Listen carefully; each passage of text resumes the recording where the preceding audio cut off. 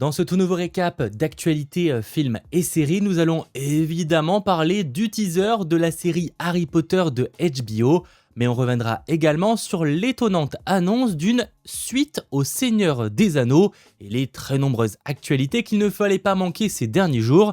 Mais ne perdons pas plus de temps et débutons avec le teaser de la série Harry Potter qui a été dévoilé par HBO avec l'annonce, une bonne nouvelle, que la série commencerait sa diffusion cette année en 2026 pour Noël 2026 sur HBO Max en France. Alors à noter qu'on n'a pour l'instant pas de date précise, ça semble être une évidence, mais ce qui est probable, c'est que ça commence en fin d'année 2026 et que ça s'étale sur le début de l'année 2027. À noter également que pour l'instant, il prévoit de faire 7 saisons, donc un tome par saison, jusque-là ok, et que ça va s'étaler sur visiblement une dizaine d'années, parce que non, ça a été confirmé par le boss de HBO, mais ils n'arriveront pas à sortir une nouvelle saison par an. Alors, il dit pas concrètement combien il y aura d'espace, parfois peut-être que ce sera simplement 1 an et demi, parfois peut-être 2 ans d'attente, ça va aussi dépendre de potentielles galères qui pourraient arriver, mais dans tous les cas, non, on n'aura pas une nouvelle saison par an, donc elles ne sortiront pas chaque année à Noël, malheureusement. Et en soi, c'est quelque chose de pas très surprenant parce que même les films, et pourtant c'était moins de durée, etc.,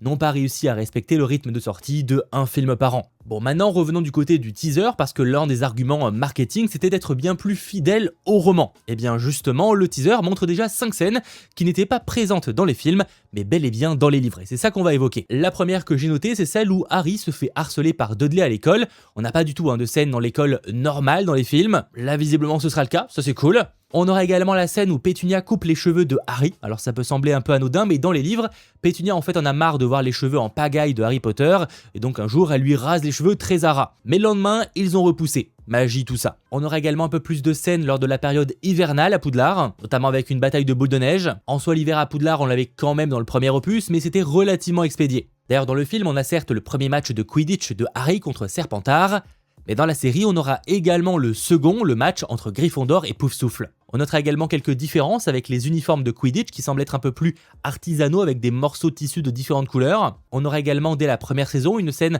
dans le cours de botanique, ce qui n'est pas le cas dans le premier film. Il faudra attendre le deuxième volet avec le professeur Chourave et les fameuses mandragores. Et j'imagine que c'est qu'une petite partie des nombreux changements qu'on aura dans la série. Je vous laisse me dire dans les commentaires ce que vous avez pensé de ce premier teaser.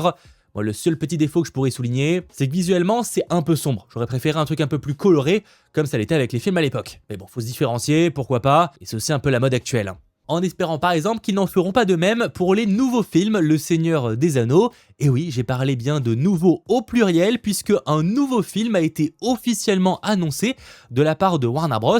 Et je ne parle pas évidemment de La Chasse ou de La Traque de Gollum, ce film qui est prévu dans les salles de cinéma en décembre 2027, réalisé par Andy Serkis. Ça, c'est un premier projet, mais là, c'est un deuxième projet qui a été annoncé et dont le titre est Le Seigneur des Anneaux, Les Ombres du Passé, Shadow of Past en version originale. On en connaît même le synopsis officiel que voici, l'histoire se déroulera 14 ans après la mort de Frodon. Techniquement, le terme exact serait plutôt le départ, parce que rien n'affirme que c'est véritablement la mort qui l'attend, même si c'est une certaine façon de le voir. Quoi qu'il en soit, Sam, Merry et Pippin vont entreprendre de retracer les premiers pas de leur aventure, alors qu'en parallèle, la fille de Sam, Elanor, découvre un secret longtemps enfoui et est déterminée à percer le mystère de la guerre de l'anneau, qui a failli être perdue avant même de commencer. Ainsi, même si je sais que beaucoup ont annoncé ça comme une suite au Seigneur des Anneaux, d'où les guillemets au début, certes on aura quelques scènes qui se passeront bel et bien après le Seigneur des Anneaux et le retour du roi, mais en réalité la plupart du film va plutôt se passer en parallèle de la communauté de l'anneau. En effet, il ne s'agira pas d'une histoire originale puisque l'intrigue va s'inspirer en partie de certains chapitres du Seigneur des Anneaux, la communauté de l'anneau, qui n'avait en gros pas été gardé par Peter Jackson dans sa version de 2001. Notamment le 8e chapitre, Brouillard sur les hauts des Galgal, où les hobbits sont prisonniers d'un spectre des tertres, ou Galgal, dans un brouillard surnaturel. On a même la confirmation qu'un personnage très attendu des fans, Tom Bombadil, sera présent. Il était absent du film car le réalisateur l'avait jugé comme pas très utile à l'intrigue, et pour l'anecdote, il est techniquement apparu dans la série Le Seigneur des Anneaux, les Anneaux de Pouvoir. Voilà, fallait le placer, Retenez également que le film sera écrit en partie par Stephen Colbert, le présentateur du Late Show aux États-Unis, qui est un très gros fan des livres. Même si évidemment il ne travaillera pas seul sur le projet, il sera aux côtés de scénaristes qui ont notamment travaillé sur la trilogie. On ne sait malheureusement pas par contre qui va le réaliser, mais Peter Jackson, qui a réalisé la trilogie et les Hobbits, produira le film. Pas d'infos non plus sur un éventuel retour du casting originel, alors pour ce qui est de la suite au Seigneur des Anneaux, on pourrait imaginer un retour des acteurs, pour le coup ça semblerait cohérent en termes d'âge, mais comment vont-ils faire pour ce qui est des scènes dans le passé? Vont-ils recast? Pourquoi pas, mais le problème c'est que du coup ça ferait bizarre d'avoir des têtes totalement différentes entre le recast du passé et les acteurs qu'on connaît dans le présent futur. Ou alors vont-ils simplement les rajeunir numériquement mais sur un film au complet? Bon courage parce que ça sent pas très bon ça. Je sais que sur certaines scènes très courtes ça passe, mais sur un film au complet jusqu'à présent, déjà ça ferait exploser le budget et c'est pas non plus d'une grande réussite. Je vais le faire. Et vous n'en avez que faire de mon peuple.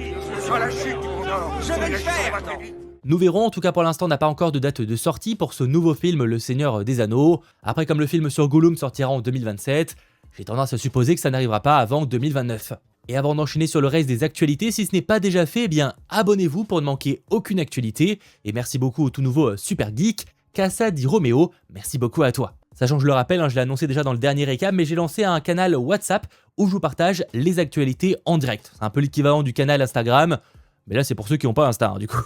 Bref, on reste encore un instant sur les grosses actualités puisqu'il y a quelques semaines, voire quelques mois, je vous annonçais que Disney allait proposer aux abonnés de Disney+, de créer des vidéos en IA avec les personnages Disney. Et ça, directement via l'application, suite à une collaboration avec Sora de OpenAI, la maison mère de ChatGPT. Sauf que Sora ferme ses portes, ça a été annoncé, c'est un flop total, c'est un genre de TikTok full IA, ce qui veut dire par conséquent que Disney abandonne sa collaboration avec OpenAI, une collaboration qui était quand même estimée à 1 milliard de dollars. Alors pour l'instant, on ne sait toujours pas s'ils vont chercher un autre partenaire comme Gemini de Google ou tout simplement abandonner l'idée. Ce qui est sûr, c'est que les verts, donc les verticaux, arrivent bel et bien sur Disney+, c'est déjà le cas aux US et ça finira par arriver en France. Nous voilà maintenant aux actualités en vrac qui ont été très nombreuses avec de bonnes nouvelles, notamment que HBO Max développe des séries médicales en France et en Italie et qui s'inspireront directement de la série The Pitt. On a également Sony Pictures qui a reporté la sortie du nouveau film Jumanji avec Dwayne Johnson qui était prévu à la base pour le 11 décembre et qui passe au 25 décembre, date américaine. Pas non plus un très gros report. On a également une bonne nouvelle puisque malgré l'échec au box-office de Ballerina avec Ana de Armas,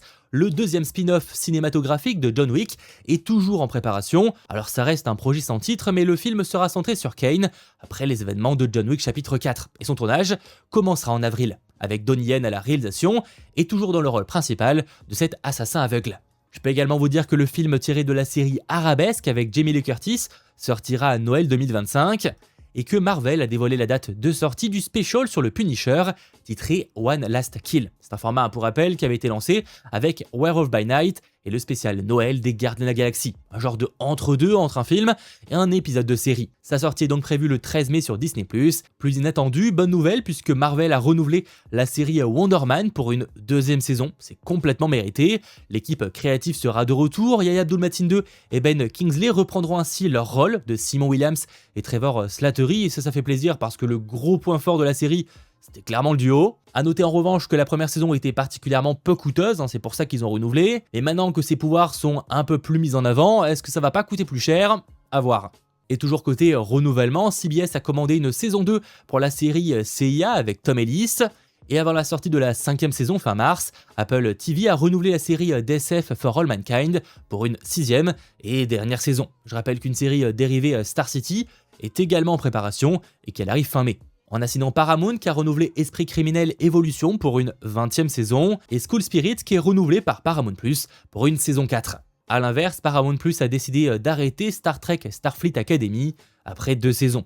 Du côté des news casting, Paul Walter Hauser, vu dans Blackbird et le cas Richard Jewell, a rejoint la série Scooby-Doo en live action de Netflix en tant que personnage régulier, dont on ne connaît pas encore le rôle. On apprend également qu'un reboot de la comédie romantique 30 ans sinon rien, sorti en 2004, est en préparation chez Netflix avec Emily Bader et Logan Lerman à l'affiche. On a Kirsten Dunst, vue dans Spider-Man, Civil War ou encore prochainement Minecraft 2 qui rejoint Sydney Sweeney dans la suite de La femme de ménage appelée Les secrets de la femme de ménage. Autre genre, Michael Mando, vu notamment dans les derniers Spider-Man, rejoint le casting du film Gundam de Netflix avec Sydney Sweeney, Noah Centineo et Jason Clarke. Sachez également qu'une version coréenne de The Americans de FX pour Disney+ est en préparation et que Lee Byung-gun, vu dans Squid Game, et Han Ji-min seront les vedettes de la série, titrée sobrement The Koreans. Et pour terminer, Mahershala Ali, l'acteur de House of Blade, rejoint la 2e saison de Task sur HBO. Il sera ainsi aux côtés de Mark Ruffalo, de retour en agent du FBI et prenant la tête d'une nouvelle unité spéciale. De son côté, Mahershala Ali, vu vraiment dans Moonlight, Jurassic World Rebirth